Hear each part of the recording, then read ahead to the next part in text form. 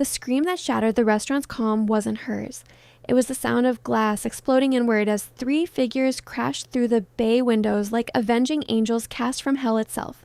Francesca Dover had been nervously smoothing the fabric of her emerald dress over her thick thighs for the past 20 minutes, trying to focus on the beautiful man across from her instead of the usual chorus of self-doubt. Their first date had been going surprisingly well. Wolfgang Ashford was everything the dating app had promised and more devastatingly handsome in an otherworldly way, with bone-white hair that fell past his shoulders and skin like moonlit marble. His eyes were the color of freshly spilled blood, which should have terrified her but somehow only made her pulse quicken.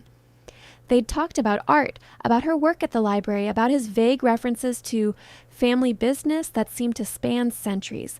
She'd laughed more than she had in months, feeling beautiful under his unwavering gaze despite every insecurity that usually kept her from accepting dates at all. And then the windows shattered. Wolfgang moved faster than thought itself, his chair clattering backward as he positioned himself between Francesca and the three intruders. She caught a glimpse of them, 2 men and a woman, all sharing Wolfgang's unsettling beauty, all dressed in black leather that seemed designed for violence. Their hair ranged from silver to snow white, their skin just as pale, their eyes burning with colors that had no place in human irises.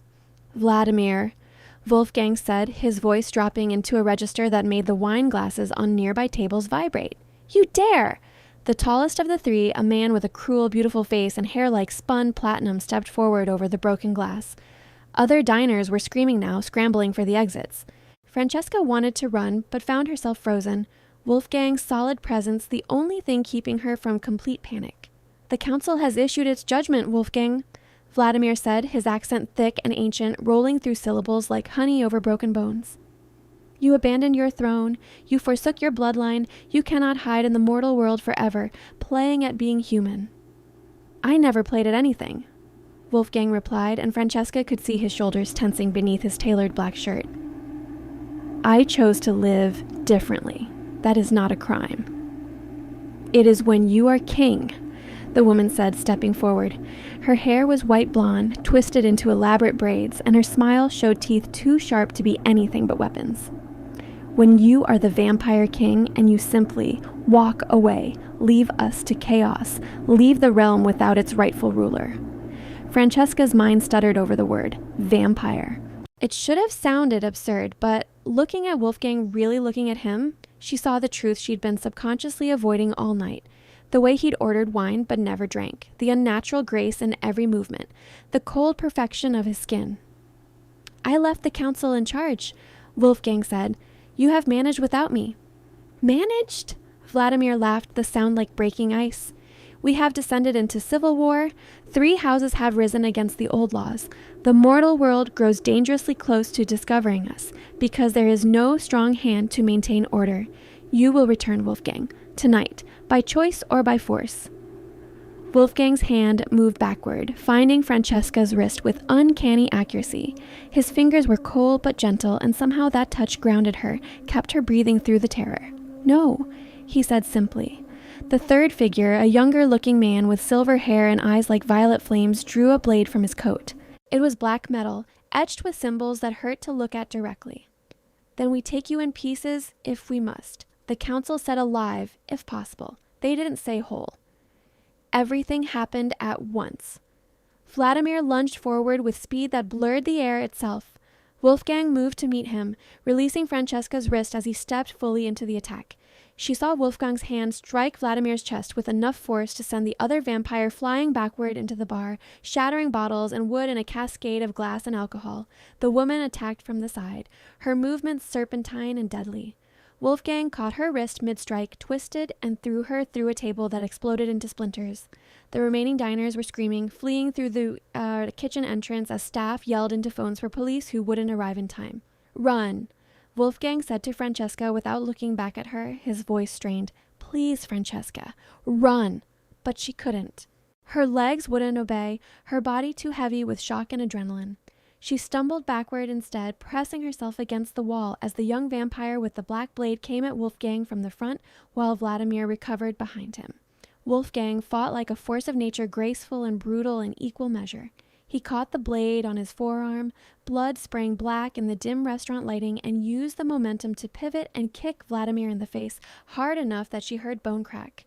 But there were 3 of them and only one of him. And even Francesca's untrained eye could see he was being driven backward, taking damage to keep himself between her and the attackers. A blade found his shoulder. Wolfgang snarled an inhuman sound that raised every hair on Francesca's body and ripped the weapon free, driving it into the young vampire's thigh. The attacker screamed and fell back, but the woman was on Wolfgang again, her hands ending in claws that tore through his shirt and opened wounds across his back. "Stop!" Francesca heard herself shout, surprising everyone, including herself. "Stop it!" Vladimir turned his burning gaze on her, and she saw the exact moment he registered what she was to Wolfgang. The smile that crossed his face was terrifying. "Oh," he said softly. "Oh, this is rich. The vampire king, ancient and powerful, guardian of our race, has fallen for a mortal, and not just any mortal." His eyes raked over Francesca's body with open disdain, lingering on her curves, her soft stomach, her thick thighs. She felt the familiar shame trying to claw its way up her throat, but before it could take root, Wolfgang was there between them again, breathing hard, bleeding from a dozen wounds. "You will not speak to her," Wolfgang said, his voice dropping into something primordial and commanding. "You will not look at her. You will leave now." "Or what?" Vladimir asked, amused. "You'll kill us? Your own people. That will certainly win you favor with the council." "I'll kill anyone who threatens her," Wolfgang replied, and Francesca heard the absolute truth in those words. "Anyone. Test me if you doubt it." Vladimir studied Wolfgang for a long moment, then glanced at his 2 companions. The woman was bleeding from her mouth. The young man still had the blade buried in his leg. They had hurt Wolfgang, but he'd hurt them worse. "This isn't over," Vladimir finally said. "The council wants you back, Wolfgang. They will send more, stronger, and next time we won't be so gentle." His eyes flicked to Francesca one more time. "I wonder if your mortal pet will survive the next visit." Then they were gone, not running, but simply vanishing into blurs of impossible speed, leaving through the shattered windows and disappearing into the night. Francesca's legs finally gave out. She slid down the wall, her dress catching on the textured surface, her breath coming in short gasps. Wolfgang turned to her immediately, crossing the destroyed restaurant in 3 strides and dropping to his knees in front of her. "Are you hurt?" His hands hovered over her, wanting to touch but afraid. Blood dripped from his wounds, too dark to be human blood, already beginning to slow as whatever supernatural healing he possessed kicked in. "Francesca, please look at me. Are you injured?" She looked at him, really looked at him. At the white hair matted with black blood, the red eyes filled with desperate concern, the inhuman beauty marked by violence, at the creature kneeling before her who had just fought 3 opponents alone to keep her safe. "You're a vampire," she whispered. Wolfgang's expression shattered. "Yes." "A king?" "Once, yes." "And you are going to tell me when?" He flinched as if she'd struck him. I don't know. I wanted to. But how do you tell someone that? How do you explain what I am without losing them before they even know you?" Francesca's mind was racing, trying to process everything. The supernatural existed. Vampires were real.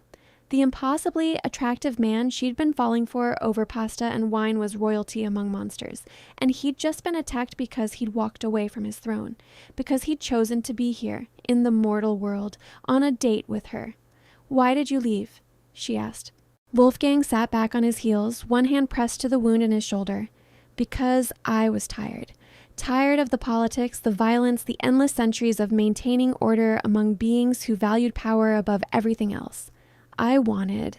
He looked at her, and his eyes held an exhaustion that seemed to span ages. "I wanted something real, something simple, something human." "There's nothing simple about me," Francesca said, unable to stop the bitter laugh. "I'm overweight, I work in a library, I live in a 1-bedroom apartment with a cat named Mr. Whiskers. I'm the most boring person alive." "You're beautiful," Wolfgang said immediately, fiercely. "You're brilliant and kind, and you laugh like music, and when you talk about books, your entire face lights up. Do you know how rare that is? How precious?" "I've lived for over 800 years. Francesca, I've known empresses and warriors and sorceresses who could level cities, and none of them, not one, made me feel the way you did tonight when you smiled at me over the menu." Francesca felt tears burning in her eyes. "They called me your pet." Wolfgang's expression went dark. Vladimir is a fool and a coward.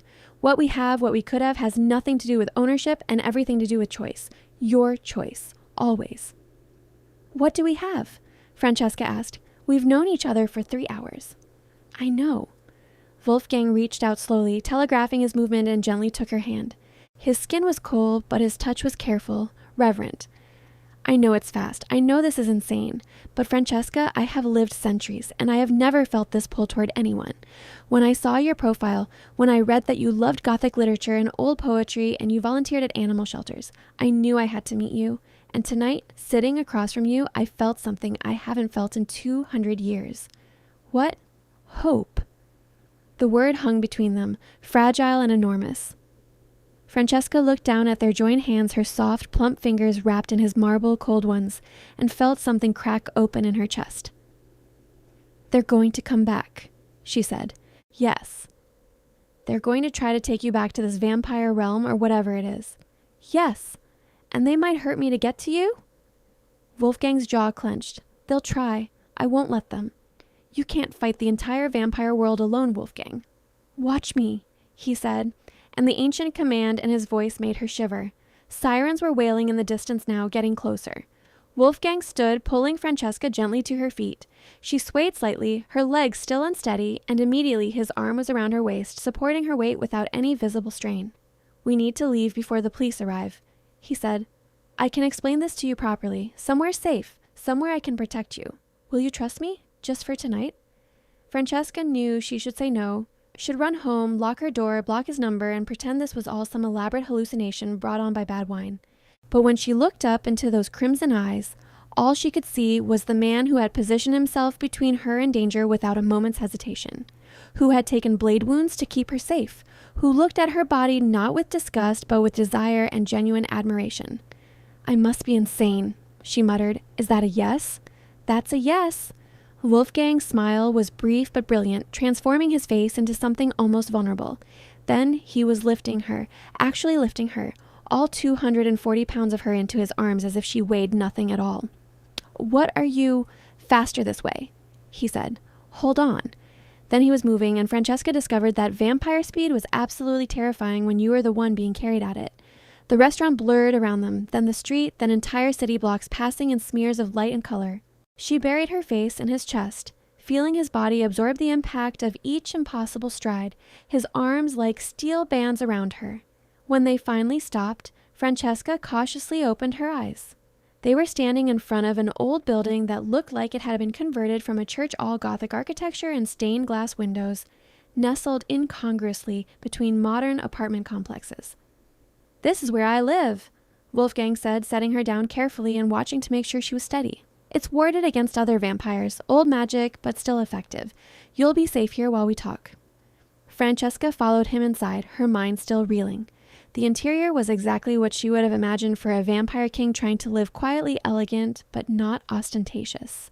Filled with antiques that were probably genuine because he'd bought them when they were new.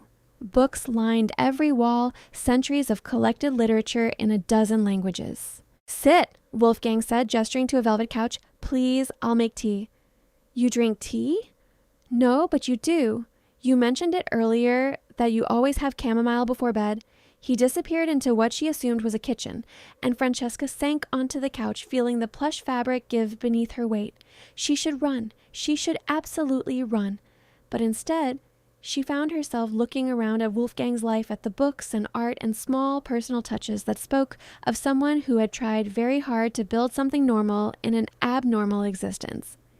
He returned minutes later with tea in a delicate porcelain cup, the steam rising with the scent of chamomile and honey. He changed his shirt, she noticed, and cleaned the blood from his skin, though she could still see the healing wounds already less severe than they'd been. Thank you, she said, taking the tea with hands that only shook a little. Wolfgang sat across from her in a high-backed chair, giving her space. Ask me anything. I'll tell you everything. Are you going to drink my blood? No. I can survive on animal blood or synthetic blood that's recently become available. I haven't fed from an unwilling human in over 300 years. Unwilling? A faint smile. There are always those who seek us out, who want the experience. It's consensual and carefully controlled. Have you, with me, did you want to Yes, Wolfgang said honestly. Not to hurt you. Never that. But there's an intimacy in blood sharing that... He trailed off, looking almost embarrassed, an absurd expression on an ancient vampire king. I'm attracted to you, Francesca. Completely. Your blood sings to me, but so does your laugh and your intelligence and the way you wear your bottom lip when you're thinking hard about something. Francesca felt heat rise in her cheeks. The other vampires, the ones who attacked, they looked at me like I was disgusting. Wolfgang's expression went cold. Vladimir and his ilk are old, stuck in eras when beauty was defined by specific standards that mostly involved wealth and starvation. They're fools. You are exactly, precisely perfect as you are. I'm fat, Wolfgang. You're soft and curved and real, he countered. You're human in the best possible way. Do you know what most vampires look like? Cold marble statues that barely remember what it was to be alive. You're alive, Francesca. Warm and breathing and beautifully, perfectly alive. She wanted to believe him. God, she wanted to believe him so badly it hurt. What happens now? They said they'd come back. Wolfgang leaned forward, his elbows on his knees. The vampire realm exists parallel to this one, literally another dimension that overlaps with the mortal world. There are access points in every major city, places where the barrier is thin. The council that rules in my absence is likely fracturing, and they believe forcing me back will restore order. Will it? Probably. I was a good king, by vampire standards. Fair but firm. I maintained the old laws that kept us hidden from humans, that prevented the kind of chaos that leads to exposure. Then maybe you should go back. Wolfgang's head snapped up, his eyes wide. What? If your people need you, if you walking away has caused suffering, maybe the right thing is to return. And leave you. Wolfgang stood abruptly, pacing to the window. Francesca, I've lived for centuries doing the right thing, sacrificing my own wants for the good of my people. I finally chose something for myself, and I won't give it up. I won't give you up. You barely know me. I know enough. He turned back to her, and the intensity in his gaze was almost physical. I know that in one evening, you've made me feel more than I have in decades. I know that the thought of returning to that cold realm, to endless nights of politics and bloodshed, is unbearable if it means losing the chance to know you better, to see where this could go. But people vampires are suffering because you left. Then they can learn to govern themselves. I'm not a god, Francesca. I'm just old and powerful, and they've leaned on me for too long. Francesca set down her tea, standing slowly. She crossed to where Wolfgang stood by the window, moonlight painting him in silver and shadow. Up close, she could see the last of his wounds finishing their healing, skin knitting together seamlessly. I don't want you to resent me, she said quietly.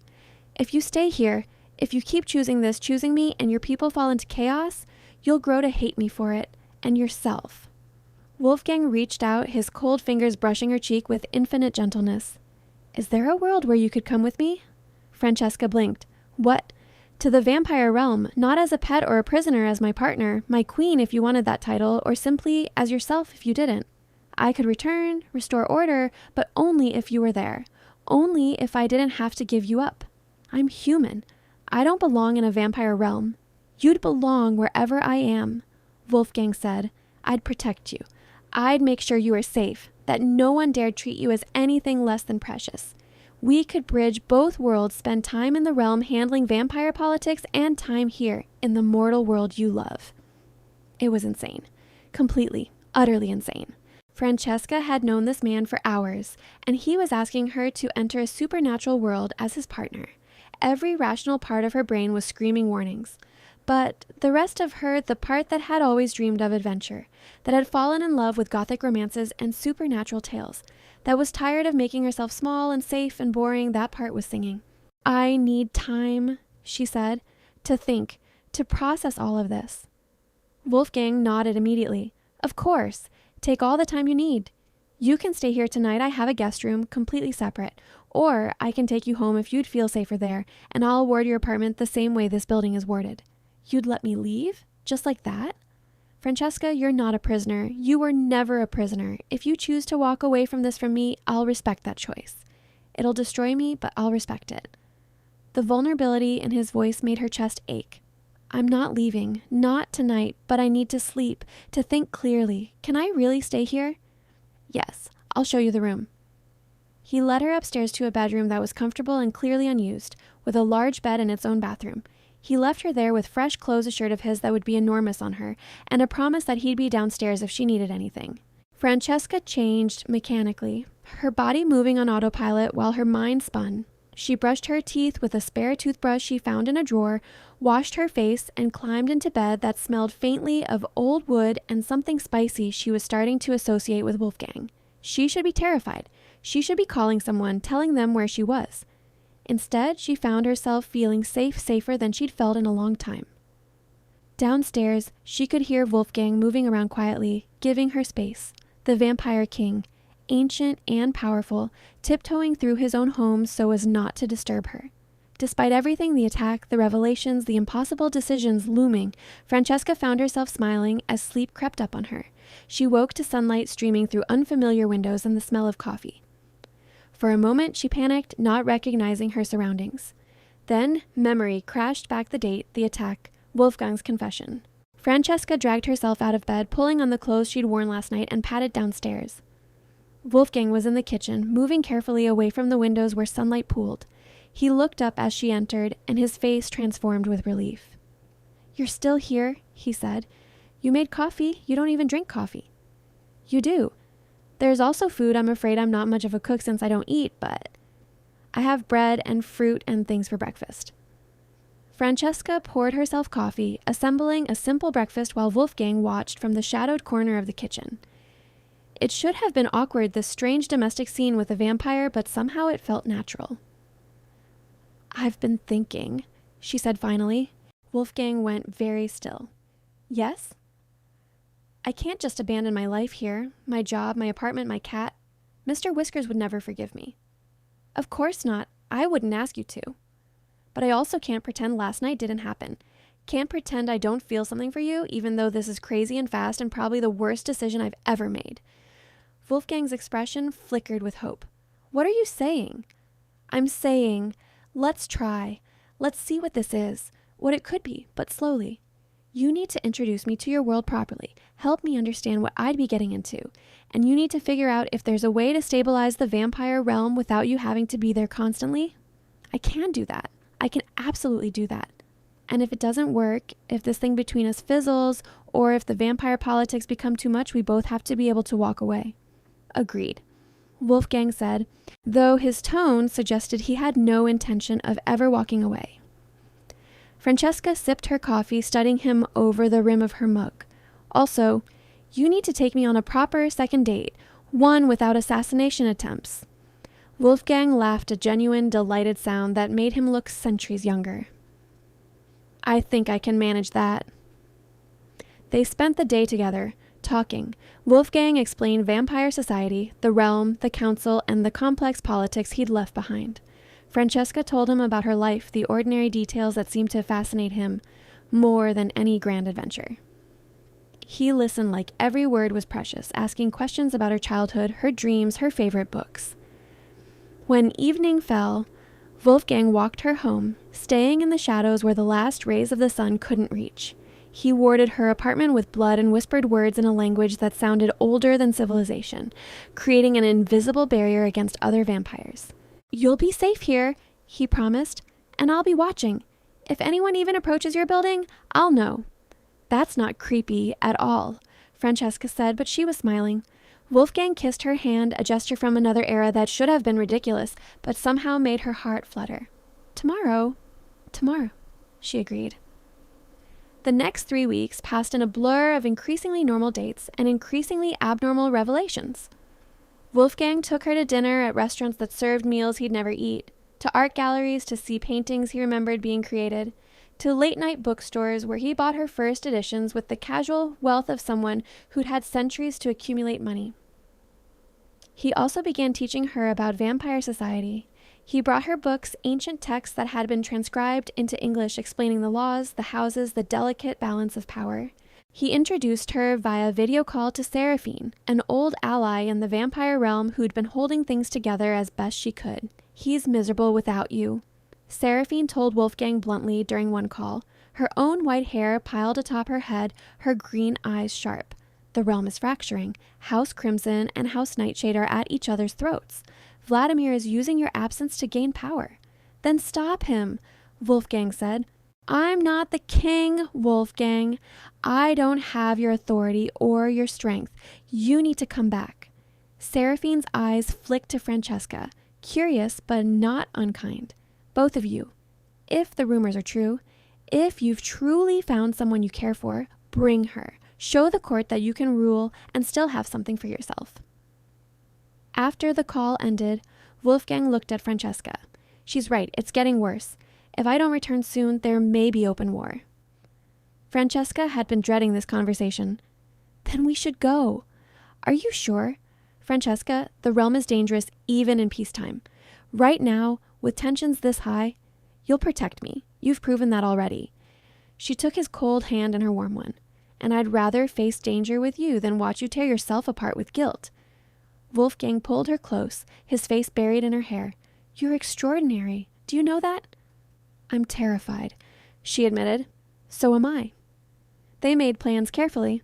Francesca arranged a leave of absence from the library, claiming a family emergency. She left Mr. Whiskers with a neighbor who owed her favors. She packed a bag with Wolfgang's help, unsure what one wore to a vampire realm, but doing her best. The night they were set to leave, Wolfgang arrived at her apartment dressed formally, all black, with a long coat that looked like it belonged in a period drama. He helped her into a similar coat, heavy and warm despite the spring weather. The realm is cold, he explained. No sun means no warmth unless it's magically created. They walked through the city to a place Francesca had passed 1,000 times, without noticing an old subway entrance that had been closed for decades. Wolfgang led her past the chains and warning signs, down stairs that descended far deeper than any subway should go. At the bottom, there was a door covered in symbols that glowed faintly in the dark. Wolfgang pressed his palm to it, whispering words in that ancient language. The door swung open. Beyond was not a tunnel, but a vast darkness shot through with distant lights like looking at a city from space, except the lights were silver and red instead of gold. Take my hand, Wolfgang said. Don't let go. Francesca gripped his hand tight as they stepped through. The transition was like walking through a curtain of ice water, shocking and disorienting. Then they were standing on smooth black stone in a space that defied physics. Above them was darkness, but not empty darkness. It was filled with stars that moved, that formed patterns she almost recognized. Before them stretched a city carved from obsidian and bone, lit by cold magical lights that cast no shadows. It was beautiful and terrible and nothing like anything Francesca had ever seen. Welcome, Wolfgang said softly, to Umbervale, the city of eternal night. Vampires were everywhere, she realized. She moving through the streets with that same impossible grace Wolfgang possessed. All of them were beautiful in that cold marble way, and all of them turned to stare as Wolfgang walked past, Francesca's hand still clutched in his. The whispers started immediately. The king returns. He brought a mortal. Look at her. That last one was said with clear disdain. Francesca felt her cheeks burn, felt the old familiar shame trying to surface, but Wolfgang's hand tightened on hers, and when she glanced up at him, his expression was thunderous. Anyone who speaks ill of what's mine will answer to me personally, Wolfgang said, his voice carrying with supernatural clarity. Spread the word.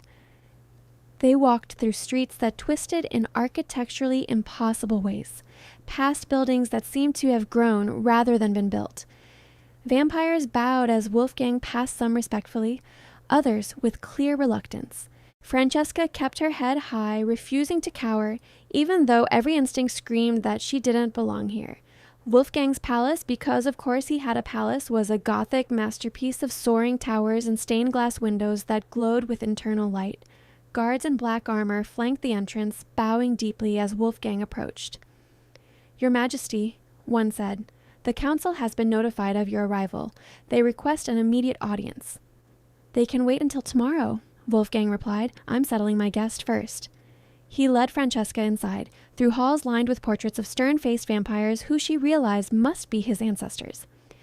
Everything was opulent but cold, designed for beings who didn't feel temperature. The room Wolfgang brought her to was clearly his own chambers, a massive space with a bed that could fit 6 people, walls lined with books, and a fireplace that roared to life with a gesture from Wolfgang. "For you," he said, gesturing to the fire. "I don't need the warmth, but you will." Francesca set down her bag, looking around. "This is your room." "Yes, you'll stay here, where I can protect you most easily. I'll sleep elsewhere if you'd prefer, but I want you behind as many wards and locks as possible." "Wolfgang, I don't want to kick you out of your own room. The bed is large enough for both of us if you're comfortable with that. I don't sleep much anyway, a few hours at most. I can keep watch." The thought of sharing a bed with him should have been terrifying. Instead, Francesca found herself nodding. "Okay." Wolfgang's expression softened. "Change, rest, I'll have food brought up for you, real food, mortal food. Tomorrow will be difficult." He was right. The next day, Wolfgang brought Francesca to meet the council, a group of 7 ancient vampires who sat in a semicircle in a throne room that looked like it had been carved from a single piece of black crystal. They looked at Francesca with expressions ranging from curiosity to open hostility. "You returned to us at last," said the vampire seated in the center, an ancient woman with hair like spider silk and eyes like chips of amber. "And you bring a mortal." "I bring my partner," Wolfgang corrected, standing in front of the empty throne that was clearly his. "Francesca Dover. You will treat her with the same respect you show me." "A mortal has no place in vampire politics," Vladimir said. He was seated on the far left, his cruel face twisted with disdain. "This is an insult to the old ways." "The old ways are dying," Wolfgang replied, "and if you continue to fight me on this, Vladimir, you'll find yourself dying with them." The threat hung in the air, potent and real. Vladimir's eyes flashed, but he said nothing more. The ancient woman, Elisabetta, Francesca learned, leaned forward. "What are your intentions, Wolfgang? To rule again? Or is this simply a visit before you return to your mortal games?" "I'll rule," Wolfgang said. "But on my terms. I'll restore order, reunite the houses, and maintain our secrecy from the mortal world. But I'll do it while also maintaining a life in that world. Francesca stays with me. She's under my protection, and anyone who harms her has harmed me." "Unacceptable," one of the other council members said. "Then find a new king." Wolfgang replied calmly, "I'm sure Vladimir would love the job. Of course, he lacks the strength to hold it, and you'll be back to civil war within a month, but that's your choice." Elisabetta studied him for a long moment, then looked at Francesca. "You, mortal, why are you here?" Francesca swallowed hard, feeling every eye in the room on her. "Because Wolfgang asked me to be, because I care about him and he cares about me, and because it seems like he's the only thing holding this realm together, so I'd rather be here supporting him than sitting at home worrying." "She's brave," Elisabetta said to Wolfgang. "Foolish, but brave. Very well. You may rule as you see fit, Wolfgang, but know this, the moment you prove unable to maintain order, the moment your mortal distraction endangers our realm, we will remove you, forcefully if necessary." "Try it," Wolfgang said with a cold smile. "See how far you get." The council dismissed them, and Wolfgang led Francesca out of the throne room. Once they were alone in the corridor, she let out a breath she hadn't realized she'd been holding. "That was terrifying," she said. "You are perfect," Wolfgang replied, pulling her into a quiet alcove and kissing her forehead. "You stood before the Council of Elders and didn't flinch. You're stronger than you know." The next weeks were a whirlwind. Wolfgang threw himself into stabilizing the realm, meeting with house leaders, mediating disputes, reminding everyone through both diplomacy and occasional displays of overwhelming force why he'd been king for so long. Francesca stayed close, learning the intricate politics, meeting vampires who ranged from friendly to openly hostile. Seraphine became an unexpected ally, taking Francesca under her wing and teaching her the unspoken rules of vampire society. "You're good for him," Seraphine said one evening while Wolfgang was in yet another meeting. "I've known Wolfgang for 400 years, and I've never seen him this alive. It's strange saying that about a vampire, but it's true." "I'm scared I'm going to get him killed," Francesca admitted, "that someone will use me against him." "They might try, but you're underestimating how terrifying Wolfgang can be when protecting something he loves. He's holding back most of the time. If anyone truly threatens you," Seraphine smiled, showing her fangs, "well, I'd pity them." The attack came 3 weeks into their stay in Umbervale. Francesca was in Wolfgang's chambers, reading by the fireplace while he attended to paperwork at his desk. The window shattered inward. She'd gotten used to that being the preferred vampire entrance method, and suddenly there were 5 of them in the room. Vladimir led them, flanked by vampires Francesca didn't recognize. "Nothing personal," he said to her as Wolfgang surged to his feet. "But the mortal has to go. The council might accept her, but the houses never will. You're a symbol of his weakness, little human, and we can't have a weak king." Wolfgang moved between them before Vladimir finished speaking. The fight was brutal and fast. Wolfgang fought with a ferocity Francesca hadn't seen before, not just defending but dominating, driving the attackers back with savage efficiency. He tore through them like they were paper, his power on full display. When Vladimir tried to dart around him toward Francesca, Wolfgang caught him by the throat and slammed him into the wall hard enough to crack the stone. "I told you," Wolfgang said, his voice barely recognizable as human. "Anyone who threatens her threatens me. Did you think I was joking?" "You can't kill me," Vladimir gasped. "Council rules." "The council rules don't apply to traitors who attack their king," Wolfgang replied. Then he looked at Francesca. "Close your eyes, love." She did, hearing but not seeing what came next. When Wolfgang told her she could open them again, Vladimir and his followers were gone, not dead, she learned, but sent broken and bleeding back to their house as a message. Wolfgang crossed to her immediately, pulling her into his arms. He was shaking, actually shaking his usual control, shattered by fear and rage. "I can't do this," he said into her hair. "I can't keep putting you in danger. Francesca, I love you. Do you understand? I'm 800 years old, and I've never loved anyone the way I love you. If something happened to you because of me..." "Wolfgang!" Francesca pulled back enough to look at him. "I love you too. And I'm not leaving. Yes, it's dangerous. Yes, I'm terrified half the time. But I'd rather be here with you than anywhere else without you." He kissed her then properly, deeply, pouring centuries of loneliness and desperate hope into the contact. Francesca kissed him back, her warm hands framing his cold face, grounding him. When they broke apart, Wolfgang rested his forehead against hers. "I need to end this. Need to consolidate power so completely that no one would dare threaten you again." "Then do it, be the king they need you to be." And he did. Over the next month, Wolfgang systematically dismantled every power base that opposed him.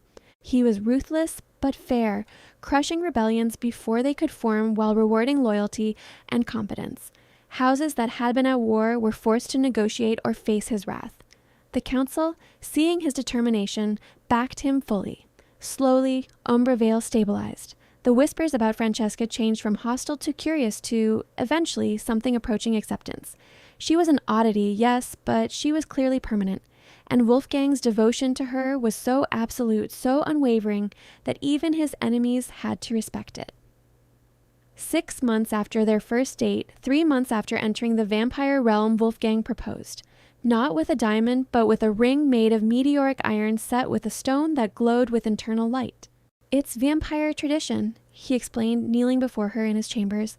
"The stone is a fragment of the first star our people saw when we were cast into eternal night. It represents hope, light in darkness, everything you are to me." Francesca, crying, said yes. They married in both worlds. First in Umbervale, with a ceremony that was ancient and strange and beautiful, presided over by Elisabetta herself. Francesca wore black lace and blood-red silk, and Wolfgang looked at her like she was the only light in his universe. Then, a month later, they had a small human ceremony in a church in Francesca's hometown. Her family, who Wolfgang had carefully charmed and who thought he was just a very wealthy, very pale businessman, welcomed him warmly. Mr. Whiskers, serving as ring-bearer, remained unimpressed by the whole affair. They split their time between worlds, spending weeks in Umbervale handling vampire politics, then returning to the mortal world to live in Wolfgang's converted church, to visit libraries and art galleries, and remember what it was to be human. The council grumbled but accepted the arrangement. Wolfgang had proven he could rule from anywhere, and his iron grip on Umbervale's politics never wavered. Francesca learned to navigate vampire society, becoming an unexpected diplomat, her human perspective offering solutions to problems that centuries of vampires had become too rigid to see. Years passed.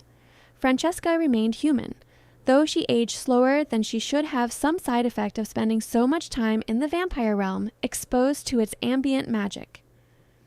Wolfgang remained unchanged, eternal, but somehow warmer than he'd been before meeting her. On their 5th anniversary, Lying in bed in their mortal home with Mr. Whiskers purring at their feet, Francesca traced the line of Wolfgang's jaw with her finger. "Do you ever regret it?" she asked. "Coming back to rule? Giving up the quiet life you were trying to build?" Wolfgang caught her hand, kissing her palm. "I regret nothing that led me to you. The throne is just a throne, Francesca. You are everything." "That's very romantic for a creature of the night. You bring out my better nature."